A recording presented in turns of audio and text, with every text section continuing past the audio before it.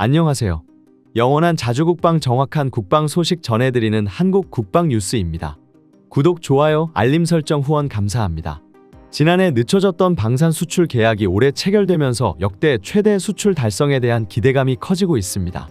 폴란드로의 K2 전차 수출뿐만 아니라 유럽, 중동, 동남아시아 각국으로의 방산 수출 성사가 예상됩니다. 러시아 우크라이나 전쟁 등 곳곳의 무력 분쟁으로 관련 국가들의 국방비 지출 증가 추세가 이어질 가능성이 높습니다. 9일 방위사업청과 방산업계에 따르면 지난해에서 올해로 2월 수출 계약 규모는 약 94억 달러, 한화로 약 13조 7천억 원이며 이 중 가장 기대감이 높은 사업으로는 폴란드로의 K2 전차 수출이 꼽힙니다. 2월 사업 이외에도 신규 수출 계약을 기대해볼 만하다는 평가도 속속 등장하고 있습니다. 방사청은 2025년에는 2월 사업 등을 포함해 K2, 동유럽 잠수함, 북유럽 천무, 중동 지역 방공무기, FA-50 동남아 KT-1, 북미에는 함정 MRO 등 20여 국가를 대상으로 다양한 방산 수출 사업이 진행될 예정이라고 설명했습니다. 근본적인 방산 수요 증가에 대한 기대감도 큽니다. 러시아 우크라이나 전쟁이 장기화되면서 인접 국가들도 러시아의 무력 행사에 대비해 국방비 지출을 늘리고 있기 때문입니다. 실제로 폴란드는 지난해 국방비 지출을 국내 총생산 GDP를 4.2%까지 늘렸고 올해는 4.7%까지 늘릴 계획입니다. 또 중국과 대만의 양안관계 경색은 동남아 각국의 무기 수요에 영향을 미칠 가능성이 높으며 이미 일부 동남아 국가의 국방비 지출액이 증가하는 추세입니다. 이스라엘 하마스의 장기 휴전 가능성이 불투명하다는 관측도 인근 국가들의 국방비 지출 증가를 야기할 것으로 관측됩니다. 불확실성에 대비하기 위한 군비 경쟁이 어느 정도 예고된 셈입니다. 이 밖에 오는 20일 취임할 도널드 트럼프 미국 대통령 당선인도 국방비 지출을 늘릴 필요가 있다며 북대서양 조약기구 나토 회원국들을 압박하고 있기도 하죠. 우리나라의 방산 수출액은 2022년 173억 달러에 이어 2023년 135억 달러, 지난해 95억 달러를 기록했습니다. 지난해 국가별 방산 수출액은 이라크가 27억 9천만 달러로 가장 컸고 폴란드 16억 4천만 달러, 루마니아 10억 달러, 페루 4억 7천만 달러 등으로 집계되었습니다. 계속해서 좋은 소식이 터지고 있는데요. 올해 방산 수출 예상액이 폴란드 K2 전차 사우디 무기 획득 사업 10억 달러 등을 포함해 총 240억 달러 규모일 것으로 전망하기도 했습니다.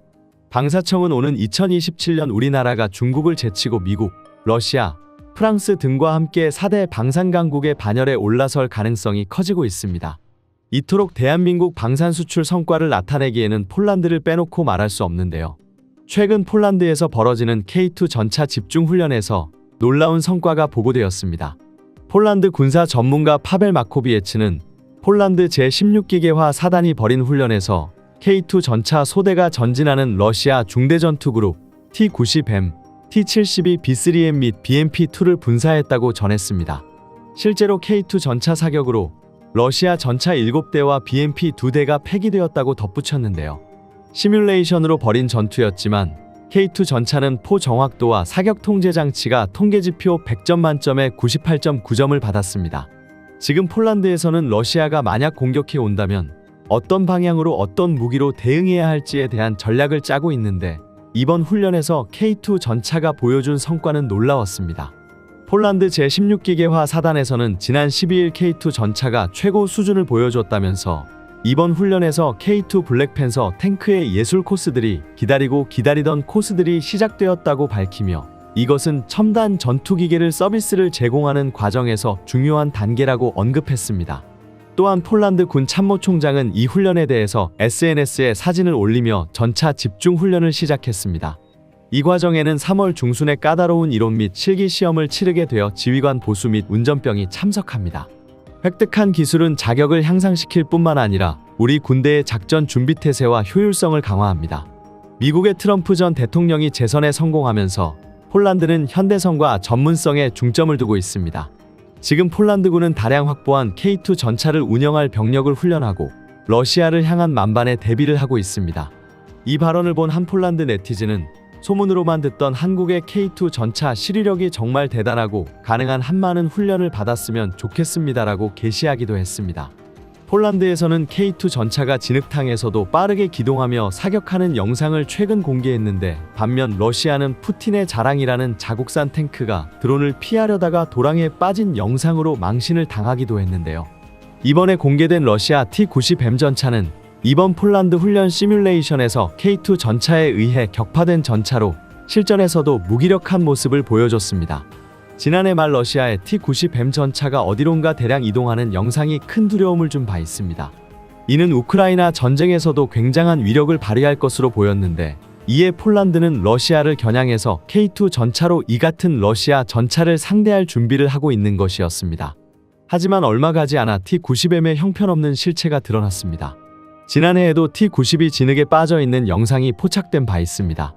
이번에 공개된 영상에는 T-90M으로 추정되는 러시아군 전차가 우크라이나 FPV의 1인칭 시점 드론 공격을 피해 달아나다가 도랑에 빠져 결국 공격을 받고 고꾸라지는 장면이었습니다.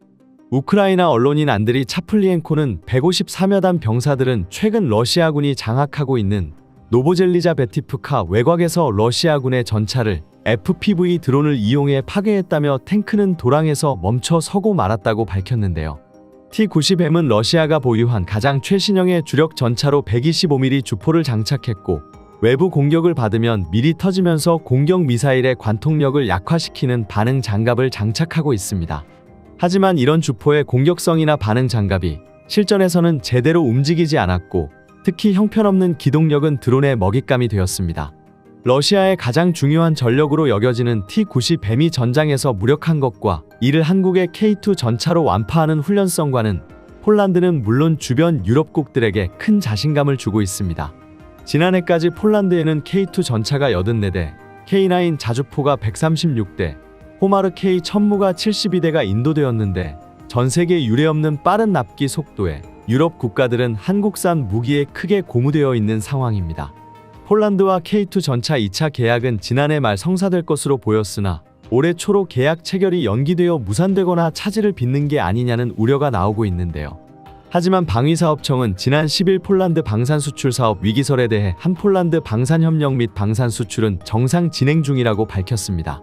현대로템은 올해 1분기 내 계약을 마무리한다는 방침으로 폴란드 측과 협상을 이어가고 있다고 말했습니다. 방산 관계자는 폴란드 현지 생산 방안 등 계약 조건이 1차보다 많은 점 등을 고려해 양측이 계속 협상 중이라고 말했는데, 한국의 입장에서도 비용이나 기술 이전 등에서 양보보다는 실리를 찾으려고 하는 것으로 전해지고 있습니다. 폴란드는 이번에 2차 계약에 대한 강한 의지를 보이고 있기에 현대로템의 계획대로 1분기 안에는 계약이 체결될 것이라고 전망하고 있습니다. 이런 가운데 K2 전차가 아닌 독일산 레오파드2 A8을 선택하려는 몇몇 국가들은 큰 후회를 하고 있습니다. 슬로바키아는 군 현대화를 위해 전차 104대를 구입하려고 했는데 한국 K2 전차, 독일 레오파드2, 미국 에이브람스 이렇게 3파전이 벌어졌습니다. 여기서 슬로바키아는 유럽 내에서 구매하기로 하면서 결국 독일산 레오파드 전차를 선정했는데, 국가의 실제 재정 능력에 비해 너무 높은 단가에 직면했습니다. 폴란드 디펜스 24에서 제시된 정보에 따르면 슬로바키아는 레오파드 2A8 단 한 대에 2천만 유로, 하나로 약 300억을 지불해야 한다고 밝혔는데요. 최근 몰려드는 수요와 물가가 오르면서 레오파드 신형 전차 가격이 크게 오른 것입니다. 이것은 대당 850만 달러, 하나로 125억 수준인 K2 전차의 거의 3배에 가까운 금액입니다. 현재 슬로바키아는 레오파드를 너무 비싼 견적이 나오자 아예 스웨덴산 CV90 경전차를 구매하는 것으로 방향을 틀려고도 하는데요. 지금 체코도 레오파드 2A8을 구입하기로 했지만 금액적으로 타산이 맞지 않아 국방 예산으로 구입하기에 충분하지 않다며 구입을 해도 늦은 배송 날짜를 우려하고 있습니다. 정리하자면 최근 슬로바키아, 체코 모두 군 현대화를 내세우며 전차를 구입하려 했지만 독일이 전차 가격을 크게 올리면서 자국 내 여론과 군 전문가들의 평가에서는 한국산을 선택하지 않은 것을 후회하고 있는 것인데요. 한국산 기관무기는 1분기 안에 폴란드 K2 전차 2차 계약의 성공, 그 이후 루마니아 등 유럽의 주변국들도 연이어 계약할 것으로 전망하고 있습니다. 심지어 지금 중동과 아프리카에서도 재빠르게 한국산 무기를 구입하려는 움직임이 구체화되고 있습니다. 지난 9일 군사 전문가 하크메이스는 이집트에 축하한다며 해안방어 목적으로 대함 능력을 갖춘 K9 포병을 운용하는 10개국 중 첫 번째가 될 것이라고 보도했는데요. 한화에어로스페이스는 이집트의 K-11 화력 통제 차량 51대와 K9A1 자주포 216대를 수출했으며 K-11은 대함 임무에 맞게 개조되었습니다. 예상대로 K9은 상상할 수 없는 잠재력을 가지고 있는 것 같다며 이집트는 주변 아랍 및 아프리카 국가에게 수출하는 허브 역할을 할 것이라고 덧붙이기도 했습니다.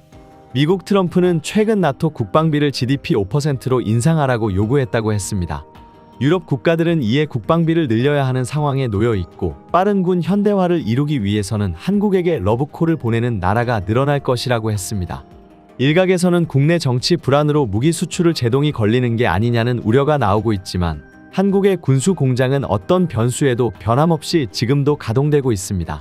현대로템의 올해 예상 매출액은 4조 840억 원으로 지난해 대비 13.9% 늘고 영업이익은 4,260억 원으로 103% 증가할 것으로 예상됩니다. 영업이익이 한 해 만에 2배 이상 늘어나는 이례적인 상황입니다. 현대로템의 K방산 주인공은 K2 전차입니다. 현대로템은 지난달 페루 리마에서 페루 육군 조병창과 K2 전차 및 차륜형 장갑차 등 지상 무기에 대한 총괄 협약을 체결했습니다. 이번 총괄 협약은 페루 육군 조병창의 획득 절차상 향후 진행될 개별 실행 계약 체결 이전에 하는 절차로 지상 무기 공급 사업의 총 물량과 사업 규모를 결정하고자 체결됐습니다. 현대로템은 지난 5월 페루 조병창이 발주한 차륜형 장갑차 공급 사업을 수주해 중남미 시장 최초 진출을 성공한 데 이어 이번 협약 체결로 K2 전차와 차륜형 장갑차 후속 물량 등 지상 무기 체계 전반에 걸쳐 공급할 예정입니다. 현대로템은 이미 대수가 결정되었고 페루가 이를 사용하기로 결정했다고 말했습니다. 두 회사 모두 임원 계약의 일환으로 시스템 옵션, 유지관리, 교육 및 납품 날짜를 조정하고 있습니다. K2 블랙팬서는 대량 생산되는 현대적이고 고도로 디지털화된 전차이며 화력이 강하고 기동력이 뛰어나 실행 가능합니다. 이에 외신 하쿠메이슨에서는 태평양과 유럽에서 남미 끝까지 그중 페루 군대 전체가 한국의 주요 방산 시스템을 원하는 것 같다고 보도하기도 했습니다. 해외 첫 고객으로 유럽의 폴란드가 K2 전차를 도입해서 화제가 되자 유럽의 많은 국가들이 따라서 K2 전차를 검토했으나 유럽 방산 강국들의 압박으로 선택하기가 쉽지 않았습니다. 그럼에도 폴란드 이웃 국가 루마니아가 K2 전차 현지 최종 테스트를 마치고 내년 도입을 준비하고 있는 가운데 이보다 앞서 남미 나라 페루에서 이미 도입을 결정했다는 소식이 전해진 것입니다. 최근 폴란드는 한국산 K2 전차를 받자마자 러시아 국경 부대에 배치하며 현대전에서 K2 전차의 위력과 효용성이 어느 정도 인지를 보여주고 있습니다. 특히 진흙탕과 험지에서 주행이 가능하며 혹독한 추위에서도 기동이 가능한 K2 전차는 겨울에 벌어지는 전쟁에서는 단연 독보적인 최고의 전차라고 말하고 있습니다. 동유럽의 많은 국가들은 남미 국가들처럼 노후화된 구형 전차를 퇴역시키고 신형 전차를 구입하려 하는데 극강의 가성비를 지닌 한국산 K2 흑표를 선택하는데 눈치를 보고 있습니다. 그러기에 이번에 페루가 과감하게 K2 전차를 도입했다는 소식은 굉장한 뉴스였습니다. 차세대 전차 사업을 준비하는 불가리아는 이 소식을 긴급 타전하며 K2 전차가 페루에 상륙했다. 이것은 소련시대 T-54, T-55의 종말을 의미한다고 표현하기도 했는데요. 페루는 오랫동안 구소련 T-55 전차에 의존했으나 구식 디자인과 제한된 화력으로 인해 현대 전장의 요구에 부응하지 못했다고 했습니다. 특히 칠레와 브라질 같은 이웃 국가도 첨단 장갑 기술에 막대한 투자를 하고 있어 페루가 자체 역량을 강화하는 것이 필수적인데 T-55 전차 부대를 K2와 같은 최첨단 모델로 교체하는 것은 기술적인 필요성에 뿐만 아니라 지역 균형을 유지하기 위한 전략적인 움직임이라고 해석했습니다. 내심 불가리아는 페루를 부러운 시선을 보내고 있는데요. 현대로템은 올해 5월 페루에 차륜형 장갑차 공급 사업을 수주해 중남미 시장에 최초로 진출한 바 있습니다. 페루 정부는 앞서 K808 장갑차의 기동을 참관하기 위해 방한했을 때 K2 전차도 둘러보고 구체적인 납기 일정과 성능 부분에서 심도 깊게 논의했지만 대당 가격이 장갑차보다 약 3배나 비싸기에 주저했었는데요. 페루는 대테러 작전용으로 차륜형 장갑차를 수입했지만 K2 전차는 정규 군용 국가 장비여서 쉽게 결정을 내리지 못했습니다. 하지만 한국 정부와 군 당국, 현대로템은 하나가 되어 지속적으로 페루 정부를 상대로 K2 전차 마케팅을 벌였습니다. 한방위 산업계 전문가는 장갑차에 비해 전차는 상당한 고가의 무기체계이지만 그만큼 가치를 입증했기 때문에 페루 정부가 결단을 내렸다라고 언급했습니다. 페루는 올 초에 범죄 조직의 폭력으로 인해 7개 주에 비상사태를 선포하기도 했는데 당장 국민의 안전을 지킬 치안력 강화가 먼저 필수적인 상황입니다. 이에 강력한 K2 전차가 필요하다고 여기기도 했습니다. 이미 지난 2017년 필리핀이 무장단체를 상대로 한국산 전투기 FA-50을 이용하여 완벽하게 소탕한 바 있기에 페루나 남미 국가들도 한국산 무기를 가지고 반군 세력을 제압하는 데 굉장히 신뢰하고 있는 모습을 볼 수 있습니다. 대외경제정책연구원 보고서에 따르면 중남미에선 폭력단체 범죄, 정부군과 무장단체가 충돌 금지된 약물범죄, 난민으로 인한 국경 갈등이 이어지고 있어 무기 수요가 상당합니다. 시장조사업체 모르도르 인텔리전스는 중남미 방산 시장이 올해 253억 6천만 달러, 하나로 약 35조 3,340억에서 2029년 314억 1천만 달러, 하나로 약 43조 7,636억 원까지 성장할 것으로 예상하고 있습니다. 중남미 방산 시장은 향후 성장 가능성이 높다고 평가받는데 사실 과거 중남미 국가들은 좌파 정권이 들어서며 중국과 러시아산 무기를 도입해 왔습니다. 하지만 2017년 이후 중남미 국가들의 경제 위기와 정치적 혼란 확산에 신규 무기 도입 여력이 줄었고 2022년 이후엔 러시아의 우크라이나 침공과 미중 기술 패권 경쟁으로 인한 서방의 제재 강화로 러시아, 중국과의 관계도 전보다 소원해졌습니다. 지금 이 틈을 이용해 K방산이 침투하려 한다는 것입니다. 남미 한군사 매체는 현재 한국 방산 수출이 남미 지역 70%를 감당하고 있는 페루는 한국 첨단무기 체계 주요 정비 중심지이자 지역적 접근 지점으로 떠오르고 있다고 보도했습니다. 지금까지 한국 국방 뉴스 시청해주셔서 감사합니다. 구독, 좋아요, 알림 설정 해두시면 언제나 좋은 소식 전해드리겠습니다. 즐거운 하루 보내세요.